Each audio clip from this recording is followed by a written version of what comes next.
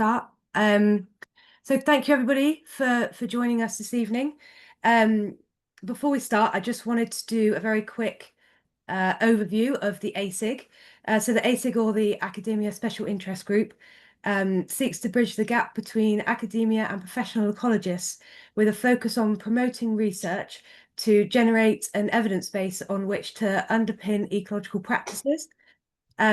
We are always looking for new members, so if anybody is interested in that or wants to know more about it, then please do get in contact. I'll put my email address in the chat, so you've got it if anybody would like it. But the main event, what we're actually here for, let me introduce you to Alistair Scott, who will be taking us through all of his research. I'll say no more and leave it to him to provide you all with a more detailed introduction. Thanks, Alistair.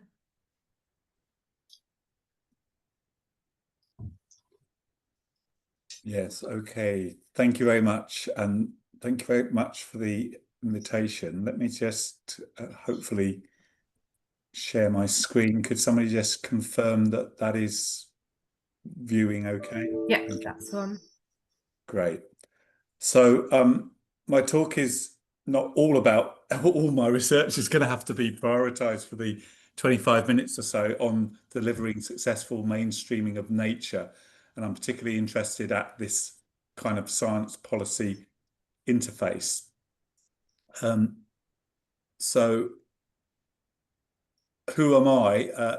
Some people in the room know me, but I like to summarize myself up in a sentence, which is a pracademic, a chartered planner from the Royal Town Planning Institute with a bunch of ecologists in the virtual room. Please don't hold that against me as a planner. And an interdisciplinary bastard. In a sense, that's my geography roots, where I straddle multiple disciplines and don't mind using those that best suit the situation. You can see my research focus is quite broad. I am a professor in environmental planning and geography at Northumbria University, but I also tend to focus all my research on working outside conventional disciplinary and professional boundaries. The work I'm going to talk about is really based on my NERC Knowledge Exchange Fellow, which is why you can see the thing at the top of UKRI, Natural Research Council. And I have been a special advisor to the Land Use Committee, House of Lords, and the Land Use Framework, which may be of relevance. And I'm a fellow of the Academy of Social Sciences. My music tastes obviously show that I'm quite dated. So my talk is going to really be looking at what mainstreaming is, to present 3 case studies, and there's a whole host of case studies I could talk about, but I've got permission from the people involved to talk a little bit about these case studies today, and they're different from the report that I have put online previously, so hopefully they add value if people have read that material. So I'm going to look at the common ingredients that lead to success and actually challenge, and look at where next, and then have some time for questions. So the aim of this talk, firstly, is to look at those core ingredients that impact on mainstreaming nature, and I'm going to focus on the planning system and wider land use strategies. And as you can see, I want to really focus on how we get out of those silos and do that delicate tightrope walking act that is featured there. So mainstreaming is a word that's used quite uncritically, and it's quite often misunderstood. So I'm going to do the traditional academic engagement of navel gazing with definitions, because they matter here. And here's some work that I did with Rachel Holtby, where we tried to pull together what this actually involves. The bits in bold are the things I'm going to focus on. So first and foremost, if you're going to mainstream something, and we're mainstreaming nature, it has to be something that crosses disciplines and crosses professional boundaries. And in that sense, that's where the interdisciplinary and transdisciplinary elements come from. It's also taking that element, nature, and normalizing it within the work priorities of multiple policy domains. And often that isn't done because people think it's mainstream if ecologists and or if planners use something. So it has to work across multiple policy domains to be mainstream. And also, the last point, really, it really needs to be for the long term. And often you will get people doing things because of a short-term grant impact, for example, but they haven't necessarily changed their behavior or values in a systematic or sustainable way. So they're the components that matter. And this diagram here is from work I did way back in 2018 with the South Downs National Park, where we basically looked at how best to get mainstreaming through for ecosystem services. And if you think of a diffusion of innovation model where you've got some knowledge, you've got to persuade people that this is the right thing to do, and you get some early adopters. And then as a result of that being seen to work, more people join in till it gets adopted and mainstreamed. But the very key element is that there is often resistance to that change. And that's why in the diagram you'll see there the gatekeepers. The gatekeepers want to protect the status quo. And what is often needed are hooks and bridges. So hooks are things that enable you to communicate with a particular audience that your idea is right, because you can get them to prioritize it. So the hook is specific to that audience. The bridge is something that's specific to multiple audiences. So let's move away from the hypothetical and go into some of the work that I've done over the years to draw out the hooks and bridges, and you'll understand that the B's and the bridges and the H's are the hooks. I've put the links there if people want to go to some of the ones that might be a bit more obscure. Firstly, let me explain the reds. The reds are really relevant from some work that was undertaken with the Planning Advisory Service on their local nature recovery strategy toolkit, where with workshops with local authorities, emergency was seen by some as a red light and something that they weren't happy to use as a bridge or hook because of the fear factor and the fact that emergency switches people off. See the effective communication graphic on the right? The receiver just doesn't receive that message if you talk about emergency and fear. They want more positive messages. So all these other elements are hopefully self-explanatory. If anybody in the audience doesn't know the Treasury Green Book, then that is definitely your homework for tonight, wearing my lecturer hat, because that is a key Bible for a lot of development that goes on. And that's one of the key hooks that really we should be working to influence as ecologists or environmental planners. I'm going to move on now to the case studies, because obviously I think that's where I want to try and tell some stories and then, if you like, draw out the common ingredients from those case studies. So I've got three here. Firstly, some work that and these are all case studies where I've been actively working over several years, some of which have been over 10 years, but the Eight Hills Regional Park, Essex County Council and the Nature Tool. So let's start with the Eight Hills Regional Park, which is south of Birmingham in the Bromsgrove district. And this is the spatial framework for the concept of a regional park. We don't have many regional parks in England. There are more in Scotland, but it is primarily a European concept. This is the vision, and the vision is about linking people, nature, climate and finance together in a framework, and the regional park is that framework. Now, I haven't got time to go into much detail, so I'm going to draw out the key elements that I think are important. First and foremost, the regional park is on land that the National Trust don't own, and that is pretty different. And interestingly, the National Trust have an innovation unit which is specifically charged with doing things differently. I've never come across an organization with its own innovation unit like that. I think that's quite interesting. The regional park provides the mechanism to deliver the green and blue infrastructure that they were seeking to do, linking together those points. And the spatial framework that was produced by land use consultants had a strong evidence and consultation base. And particularly given the landowners which are present across that region, that is going to be important because there's a lot of individual landowners and also businesses that are involved. They also recognised that this regional park wouldn't have any legs or any clout or any impact unless it was embedded in the planning system.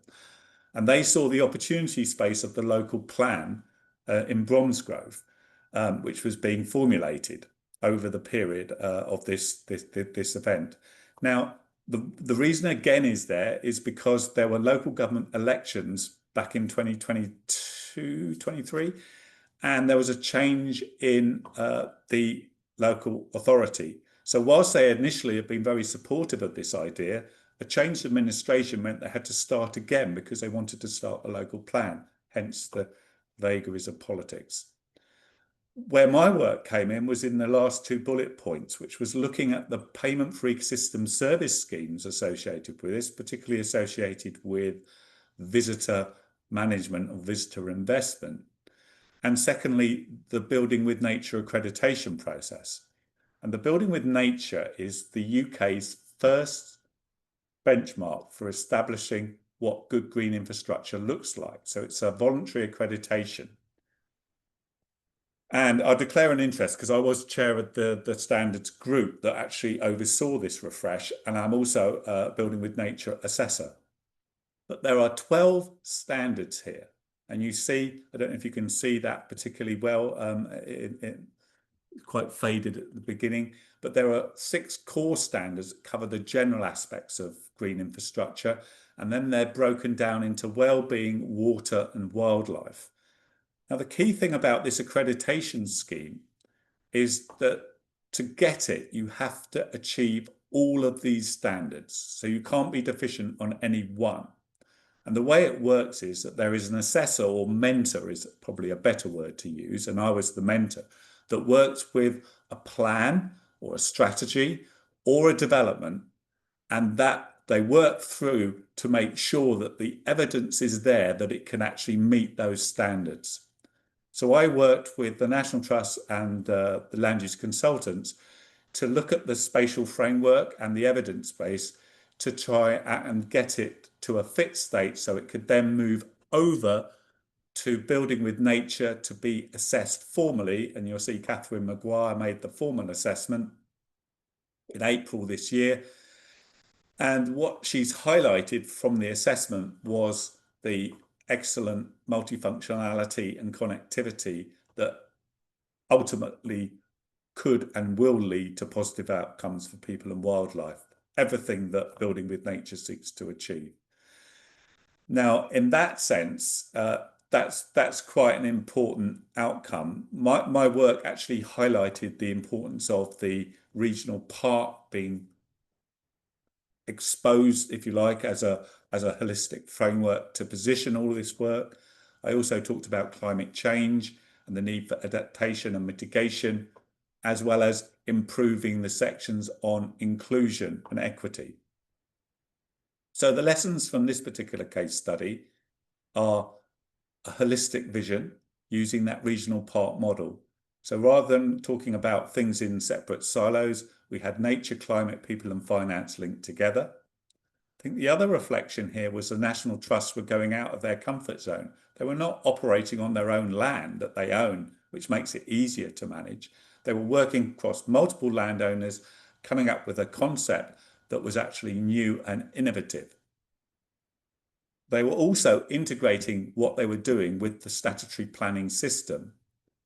And they were seeking external validation and accreditation to validate and, if you like, champion their mainstreaming efforts so that that could actually lead to, hopefully, that success with the statutory planning system itself. And something I would flag is that the planning system is very poor at dealing with equity. And I think particularly in the area of nature, equity or environmental justice is very poorly accounted for. And that was something that was covered here very well. The second case study is Essex County Council. Now, this was really interesting in as much as I started a relationship there with the council through Jane Rogers, probably in about 2018.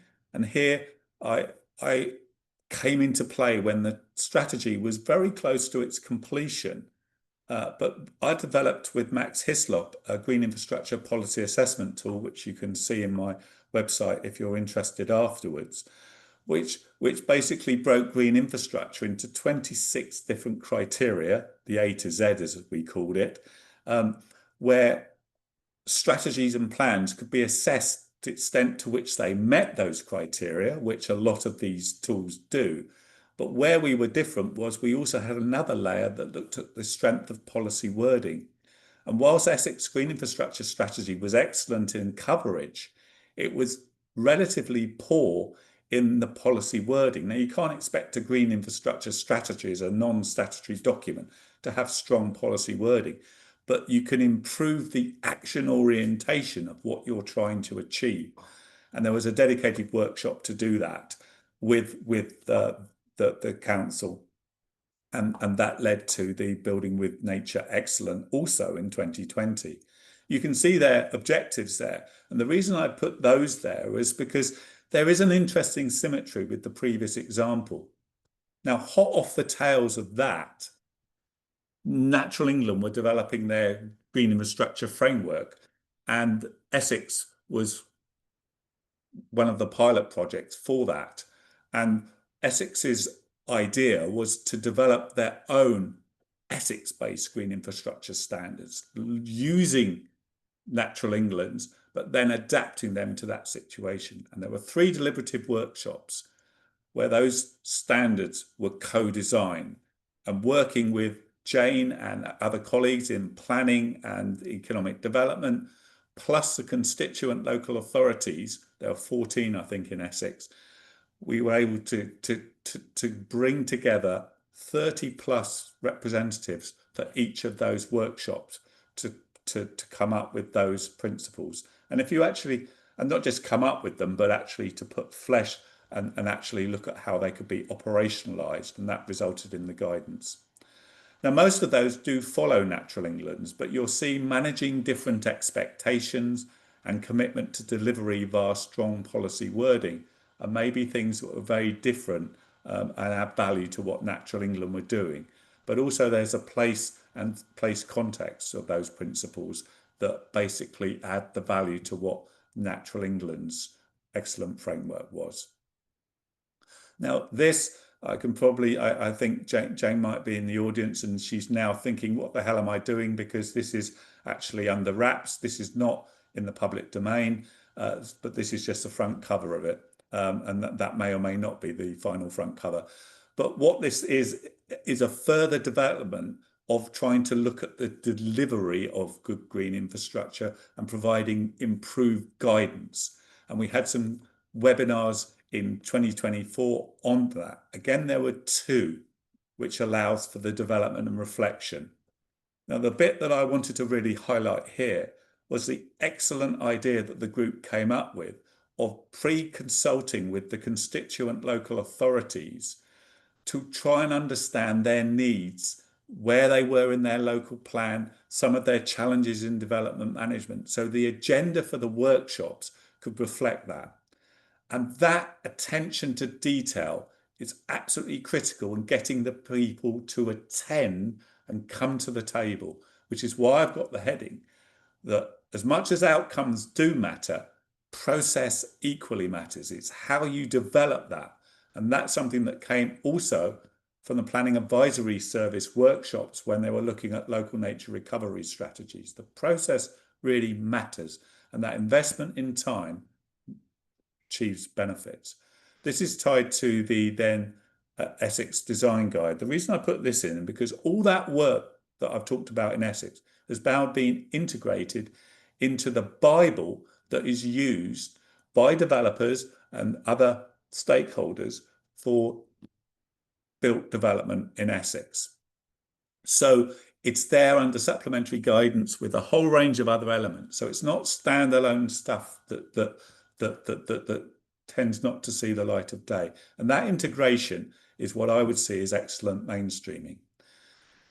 Last on this is the way that they, with nature as a proxy or green infrastructure as a proxy for nature, they've identified the different players and strategies they need to influence. So right on the top right, you'll see, how many of you are engaging with the infrastructure development plans, because nature is critical infrastructure. So the infrastructure development plans at that high level of authority need to be influenced, and that's recognizing how nature can be part of that, as well as the planning system itself, as well as those master plans and all the supplementary documents that go with that. And if you go to the left, you'll see also its multifunctionality component connecting with all those other strategies. So I think that's a really important component that shows how green infrastructure can be at the heart of things. So the reflections are really already mentioned. The consultation processes, the way to get those audiences around the table from the start. Effective partnerships. Yes, I was honoured and delighted to be able to work and co-design that material with the County Council, but also Essex and University of East Anglia were involved in work as well. So that ability to link together and working across different policy sections, the excellent communication of concepts. So if you read any of those materials that I've highlighted, you'll see the high quality communication there, and particularly the infographics, and building those effective working relationships with stakeholders, and particularly Natural England. And I think that desire to always improve. So it's gone from green infrastructure strategy to creating standards, to creating improved guidance. So it's actually striving for that gold label. The final example is a tool, and in a CIEEM seminar, it's highly appropriate to mention that this was highly commended in 2022 in the CIEEM Awards. It's a nature tool, and the logos to the left illustrate some of the partners across the built and natural environment that are part and parcel of this, and that's covering some quite different partners from the usual suspects, I would say. Again, this is a co-developed tool, which is kind of an ecosystem assessment tool. It looks at the impacts on ecosystem services of various land use interventions across the UK. It's open access, and it uses an Excel spreadsheet with the ability to incorporate local data as well as the open access data, and set policy priorities. So it's got a high degree of flexibility. I've mentioned it's UK based, so that differs from the Natural England tool that is on environmental benefits. And it also has 17 ecosystem services, which is more than the English Natural England version. And it is a multi-criteria assessment process. I thought I'll use two examples. And the first one I wanted to stray outside the UK, if only to give an international flavour. And here's some work at the Royal Seaport in Stockholm. It's a mixed-use brownfield development, 12,000 homes and 35,000 workplaces. And the nature tool was used retrospectively on two of the phases. It's a very big brownfield development to 2030. So the results of the retrospective could inform future phases of the development. So the way that the way the nature tool works is it inputs area information of particular land uses. So you have a baseline. This is before any development. So here's the two land parcels. These are the previous, if you like, land use before the development, and they're fed into the spreadsheet. You'll see here the range of different land use mixes. Note the woodland. And then you've got the post-development. Now, this example could be hypothetical. So in a sense, this could be some alternatives. So you could be looking at different alternatives and then looking at which one has the best impact on ecosystem services. So it ties to an impact assessment. But here, this was just looking at the reality of what was there to learn lessons. So again, you'll see a slightly more diverse range of land uses, as you would expect, moving from the brownfield situation that it was in to a range of different uses.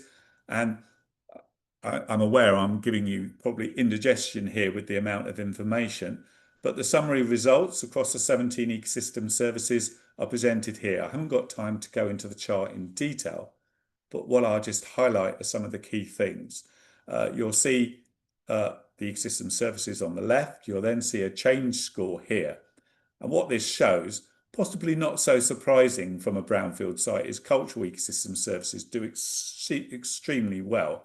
And the regulating and supporting services, as they are, also do particularly well, again reinforcing the multifunctionality of that particular development. Provisioning, there's a fall off there with the food and fish and wood, and the wood was because a woodland was lost in the original development, and obviously tree planting does not compensate for the loss of a mature woodland. So what you then have here is a potential score which gives you the indication of how hard the green infrastructure is actually working in that ecosystem service category. Now, the other components I'm not going to go into today, but there are resources available, and I know Oliver Holsing is in the audience, so he may be able to add if there are any particular questions on this. But what it allows you to see is the impact of that development in those services. Now, a completely different example is using the Buckinghamshire Oxford Wildlife Trust, where they were interested in the impact of local nature reserves compared with the wider countryside. And this shows, again, the tool can be used in a more detailed format, as in the former example. And in this example, it can be used at a high-level strategic angle. So what you're looking at here is what contribution do local nature reserves provide to society? And what you can see here from the end result, I don't know if you can see my arrow moving up and down here, is yet again the cultural ecosystem services, which are normally neglected a lot, actually do really well. So it shows that local nature reserves have a really important role in those components, particularly looking at mental health. You've also got the regulating and supporting services, again, doing exceptionally well. And in fact, 15 out of 17 ecosystem services are outperforming in the local nature reserves. So in a sense, the trusts were able to demonstrate to the wider population that these local nature reserves are good value for money and do more than just help nature. They actually help benefit society and improve significant roles in terms of flooding and climate change, etc. So the reflections on this tool. One of the things is that this tool didn't spring from a grant and a sudden element. It was built back in 2010 in something called the Natural Capital Planning Toolkit. And Oliver Holsinger was the thought leader there. And the lessons learned from that were fed into the nature tool. And at least two of us, because I was one of the people that were back there in 2010, are still on this team. So in that sense, there's a degree of stability and continuity. The co-design is also important with multiple stakeholders. And those multiple stakeholders, I think, now are up to 45. There were multiple workshops to identify the needs of those stakeholders and the opportunities for the nature tool. And in the UK, because it was UK based, we had separate UK workshops to understand the different planning needs. And we wanted to make sure it fits into those existing planning processes, such as environmental assessments, alternatives for master plans. And the testing phase involved multiple players so that we could test it across diverse projects. as part of the tool development and refinement. I think another important aspect about many tools is avoiding the black box syndrome. Because it's Excel and because it's open access, people can look at all the data and the assumptions made so they can see the full operation of the tool. And that enables a transparency, which is rare.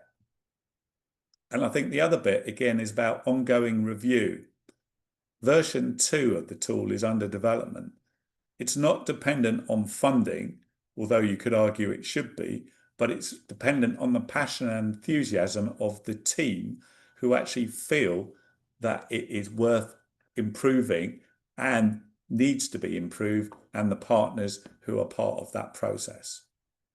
So if I look at all those three examples and try and turn them into some ingredients in the recipe book here, firstly, I think there is that positive element, the positive framing and working with nature as a multifunctional asset from the word go. I think the other bit that is important is all of them involve partnerships, and those partnerships have been across the usual policy and professional silos, but they've been from the outset. They don't develop the things and then bring in people later, which I've experienced in projects and seen that to be a real disadvantage. If you're involved at the outset, it really works well. It takes longer, but it works better. Building on past projects and this ongoing critical reflection, all of the projects I've seen and experienced those players and participants engaging in critical reflection, seeking to learn the lessons and build forward. And that, again, is an important part of personal development. Strong thought and operational leadership. These people aren't necessarily senior managers who have sufficient big leadership clout in that sense.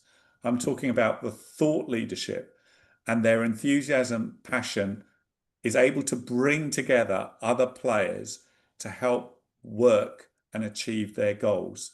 And I think that's a really important aspect of success across those three and multiple other projects that I've been involved with. The risk taking, operating outside their usual comfort zones. I think that's important.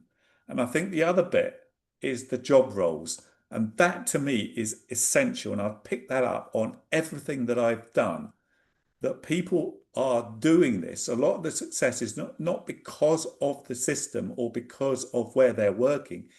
It might help to some extent, but sometimes it's in spite, because the way that their job role is defined and managed gives little opportunity for these kind of things to happen. So it's been done on that, but it's been done outside that usual expectation.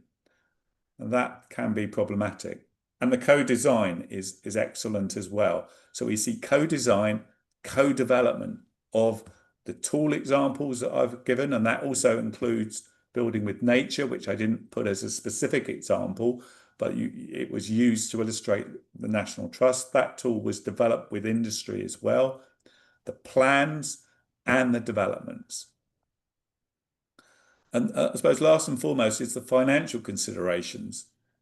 They go into the process from the outset. So you're not dealing with something that's idealistic, that isn't pragmatic, that can't be operationalized. And part of that is the co-design. So people are actually on your side and understand, and you're feeding off that. Good consultation processes, but also you've got mechanisms for delivery. Now, interestingly, I held a workshop as part of my work to actually try and tease out what are the mainstreaming key ingredients. So I wrote those ingredients from those three examples, and these are the ingredients that came out from that workshop, which were covering people's and participants' own experiences. And what's interesting there is some of the similarities and parallels that work across that. The challenges, I'm aware I've overshot the time I said I was going, but the common challenges that arise well, obviously, where would we be without Angela Rayner and Keir Starmer and the comments about nature being blockers? I think that does create real challenges to mainstreaming, as does Part 3 of the Planning and Infrastructure Bill. I wasn't going to spend any time on that, so I'm going to quickly skip that. Cuts in resources for delivering nature. Often nature can be one of the quick cuts, easy cuts. The bit that a lot of my research has focused on has been the Green Infrastructure Policy Assessment Tool, where we've actually undertaken assessments of national policy in Scotland, Wales, Northern Ireland, and England on the wording used for nature. So, like I explained with Essex, reasonably good coverage, very good coverage for Essex in their GI strategy. National policy, pretty good coverage, apart from SUDS, I would argue, and the blue area, blue infrastructure. But when you look at policy wording across the UK, it is extremely vulnerable. There are very few strong policy wordings. And that allows nature to be trumped, if I can use that word, by other interests. And the same issues apply to local nature recovery strategies because of the weak policy wording. We have risk aversion, and we also have our own environmental silos. And I think that's important for us as environmental planners and ecologists to think about all those different bits of the environment: biodiversity net gain, local nature recovery strategies, green infrastructure, nature-based solutions. All those terms have specific individual champions, but who brings that, links all that together to make sense? And sometimes we have our own silos. And some of the kind of things that this leads to is, where do we go next? This was the workshop results that I had there. It's a bit fuzzy, it's not as clear as I'd like it to be, but you can see the things about guidance, standards, accreditation, better stakeholder analysis. Who do we need to identify to get the mainstreaming process? How do we share good practice? So thinking about that, I've got these where next: compilation of successful case studies under a set template.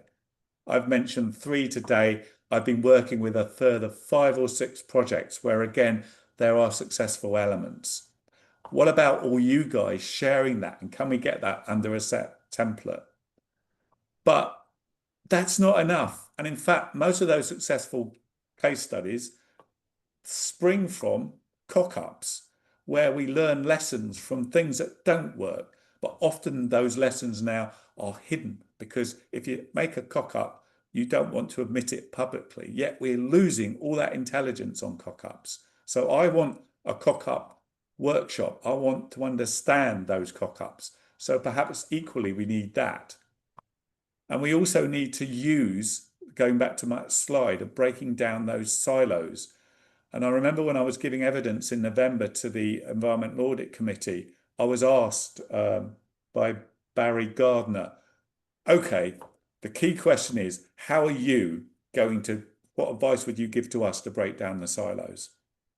That's the question, because we always talk about these silos, but our work practices, our organizations, our whole structure, my own university departments are all geared around our own silos. So it's something that is universal, and it needs a complete change in culture. And our own environmental silos.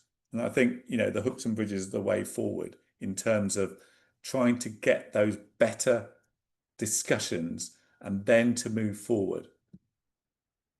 I'm aware I've overrun by 5 minutes, but thank you very much. I'm aware I've tried to probably crammed a little bit too much in there, but for people that want to follow any of that up, a lot of those references are there, and we've got 15, 20 minutes left for questions. Thanks very much.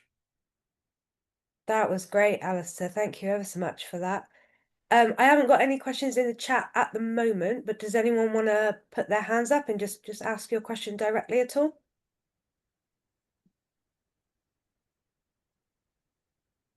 Silence. I think you've stunned everybody. This is like a classic student situation with nobody putting their cameras on and nobody asking any questions. I've got an overarching question, I suppose, and I think I changed it a couple of times because you started answering bits of it. So I think you've answered the majority of it. But I guess the overall aim, or do you see these tools being used in the future in the planning system sort of as a standard under something like EIA?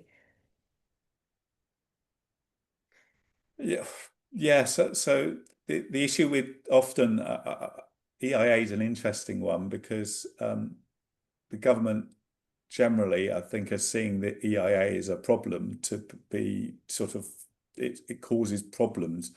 And I've always felt that the tool itself, it's not the tool that's the problem, it's the way it's used. And some of my experiences of EIA is sometimes that people approach it from a point of view of here we are, we've got a development, we want to get it. How can we use a tool to get the development that we want?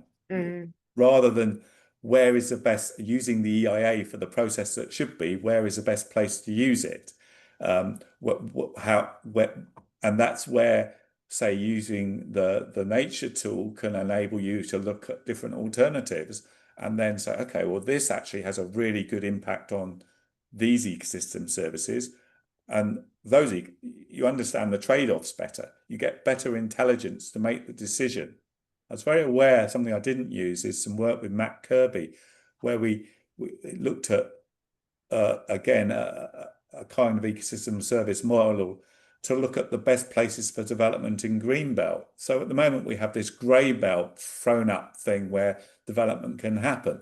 But some of those developments where they're going to do Greenbelt releases are not the best places because there are areas of Greenbelt which have huge elements of multifunctional potential. And in Durham, for example, that's where some of the developments are going to be, as opposed to areas of Greenbelt where there is less multifunctionality. But we don't have the requisite environmental baseline data to make good decisions sometimes. And therefore, that enables this more populist way of stuff to come in. And there's nothing better than bashing a tool that seems to take too long. But Mhm. in my view, it's the way the tool's being used rather than any problem with the tool. So I think things like the nature tool as a can really help with improving the alternatives for EIA and EA processes and even SEA processes. But also equally just to flag the more qualitative based descriptive work that maybe Building with Nature does offers a complementary approach. So I think sometimes tools can work in tandem rather than is it one or the other, because both of them use existing material and don't require massive amounts of extra work. Yeah, that's interesting. Thank you. Rachel, you had your hand up, but then it went down again. Have we answered the question or? Yeah, okay, great. Um, Dennis, you had a question.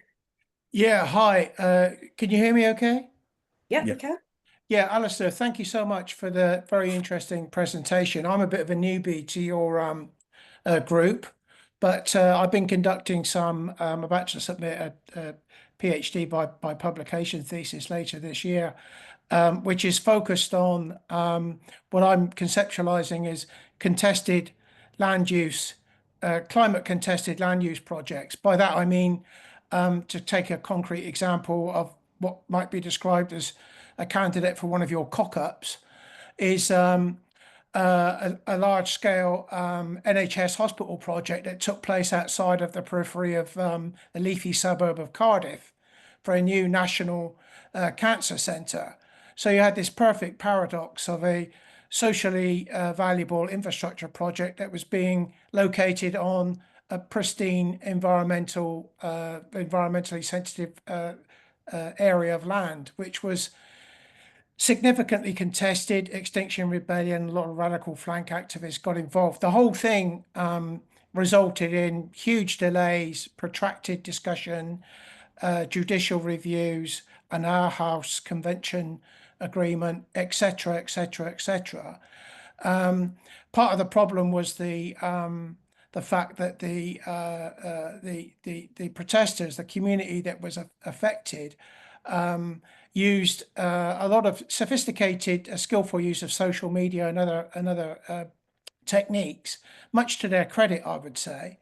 And in the face of the interesting for Wales as the first country in the world to introduce the Wellbeing and Future Generations Act, kind of flew in the face of the problem. I see one of the root causes of all of this. It has to be the unelected officials that work in HM Treasury, because NHS bodies and other spending departments, education, health, they have to get their capital funding via this tortuous HM Treasury business case route. But the business case route is predicated on a very narrow, deterministic, highly quantified economic basis, which is absolutely silent to the intergenerational and other issues that a lot of Gen Z and Gen Alpha and other people are concerned about with the loss of biodiversity and ecology. So there's a fundamental tension there. And I think that the HM Treasury's decision-making mandated, prescribed dogma has to be supplemented by something that's a lot more participatory. And that's the basis of the PhD work that I'm doing. So I think that for me seems to be one of the kind of real root cause problems of where we're at the moment. HM Treasury commissioned this Dasgupta review, but look where that took us. Nowhere, absolutely nowhere, really. So I wonder if you had any thoughts on all of that. Okay, so that's a really interesting assessment, and I do agree in part. But you've normally adopted my style, which is the glass cracked half empty approach to the problem, and that's the kind of person I normally am. But turning that around to the challenge to an opportunity, there has already been some movement in the Treasury Green Book incorporating elements of natural capital into that, but it still remains a very heavily economic based. But if we go back to the hooks and bridges issue, because the Treasury Green Book is such an important component for the business case for all infrastructure developments, that has to be one of the key targets for everybody in this room to try and influence, because by getting those modifications, so as natural capital is now embedded in an annex in it, getting extra material into that is going to have a huge impact. So as well as that, that's why I was pushing the infrastructure delivery plan element, because I don't think enough people even recognize the opportunity space that infrastructure delivery plans have in local authorities. And as ecologists, people working in environment, that is a real opportunity space to get nature as critical infrastructure, because why shouldn't nature be part of an infrastructure delivery plan? And the link in there, again, the Planning Advisory Service I see in the room, the link there is a report that was actually done in 2008 on infrastructure delivery by the Planning Advisory Service, commissioned by it, if you like. And that actually, again, highlights the importance of these tools as mechanisms to help mainstream nature. If nature doesn't appear in those, and it doesn't, it very rarely is there, it's bolted on or neglected, then that misses the opportunity to have that policy integration.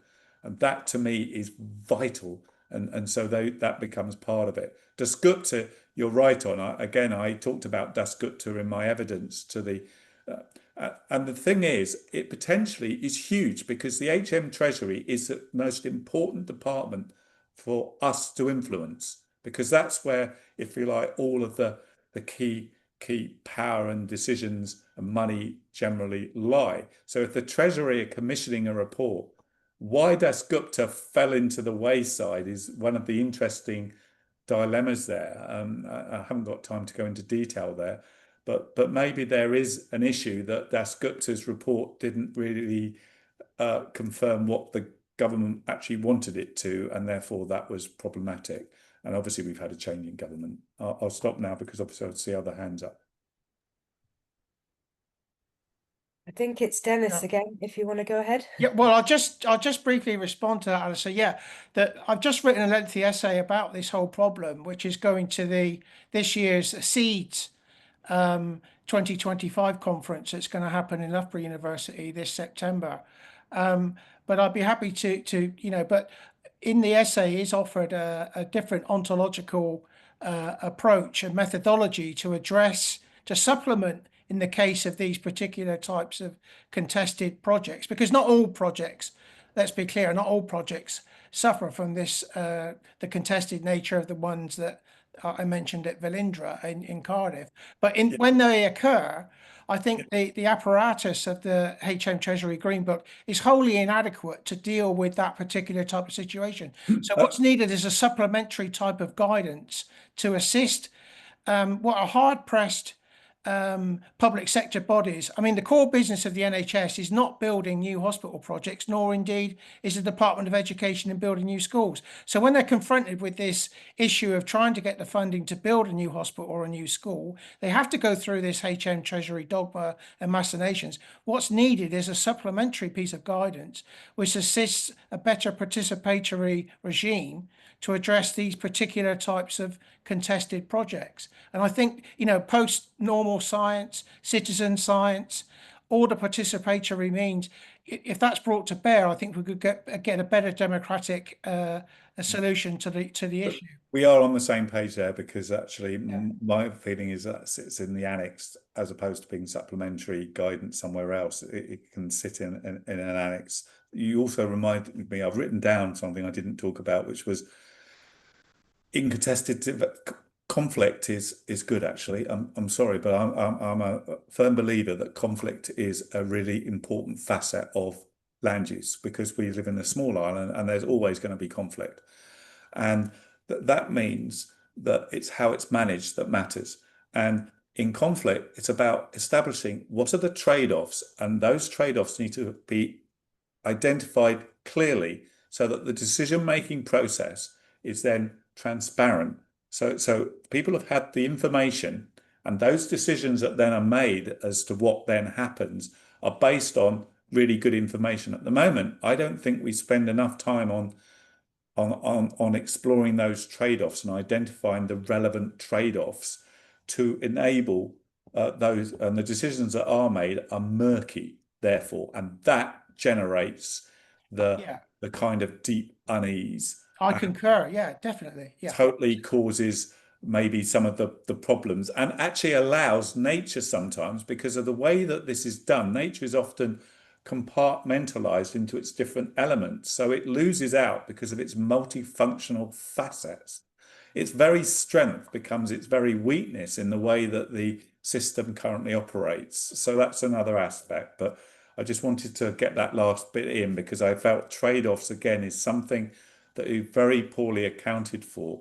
And I think we need to be better at having that more transparent approach. And I think the example I gave, certainly the nature tool builds trade-offs into that, because you can set those priorities up, but you then have to make sure that you're accountable for them. Thanks. Thanks. I've got a note in the comments from Rebecca saying that she totally agrees that anything that addresses this issue shouldn't be published as additional guidance, but embedded into what is already out there. Rebecca, did you want to expand on that at all, or does that just say it all? I guess just to say that I think we need to be really careful as environmental professionals not to say we need more guidance and we need more documents. We need to, I mean, there is some criticism, I think, around us always trying to sort of fit in with everything else. But I think, part of the problem is it just silos it more.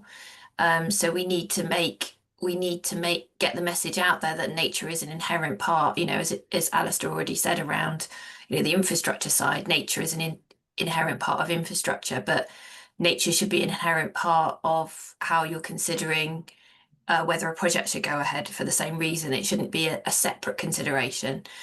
So I think just whatever we're doing, you know, whether it's the Treasury Green Book or whatever, it's trying to embed nature as a key part of it rather than, oh, let's do another guidance document, let's do another tool separate to that. Yeah, it's just a sort of, I think, a general principle that's really helpful. And particularly, you know, I come from PAS, so I come from the perspective of working with local authorities and, you know, just in terms of, but it's the same across the board really, in terms of capacity and capability. You know, people only have a limit to what they can take on. So trying to make things simpler and bring them all together is more likely, we're more likely to get some of these things across. So yeah, that was it, Annie. Thanks. I think if I could just very quickly, because I think there's a really important point that's there on top of what Rebecca is saying, is that often we're approaching the built environment from a silo approach where it's about housing comes first, and then these other elements are bolted on to the equation. And doesn't rarely happen that housing, nature, community elements all come together to begin with at the outset, because the way the metrics are actually there, you have at the moment, you know, even the way that the government are phrasing some of the legislation, it's a housing first element of the metrics there.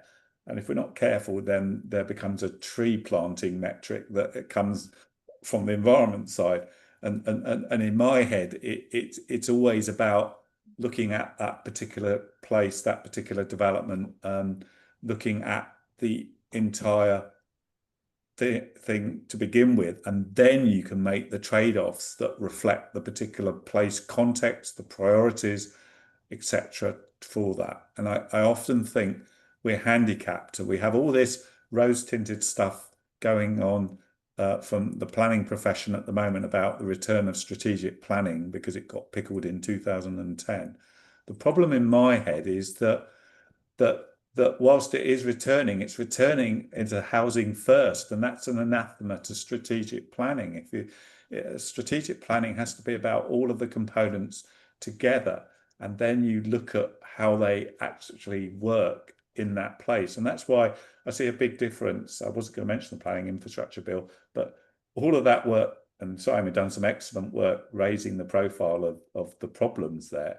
But you then look at the commentary on the land use framework. Now, I've put consultation and made comments on both, but the land use framework seems to be in another universe to the planning and infrastructure bill. So how the hell does that happen when you need to have that policy integration across two government departments that seemingly are both on the same page, but seemingly not? And therefore that in my head is a really big challenge.